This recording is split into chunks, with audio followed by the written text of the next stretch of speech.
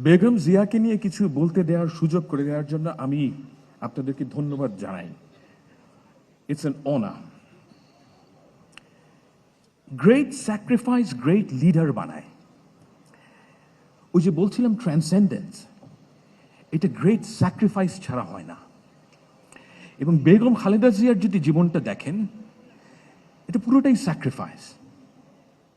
উনি অল্প বয়সে স্বামী হারিয়েছেন, সন্তান হারিয়েছেন। জীবনের শেষ বছরগুলো উনি পরিবার থেকে বিচ্ছিন্ন ছিলেন, জেলে থাকা অবস্থায় অসহনীয় অত্যাচারের মধ্যে দিয়ে গেছেন। এবং ওনার শেষ যেই অত্যাচার ওনার প্রতি, সেটা হচ্ছে ওনাকে বিনা চিকিৎসায় আওয়ামী লীগের একটি ফ্যাসিস্ট রেজিম তাকে মৃত্যুর দিকে ঠেলে দেয়।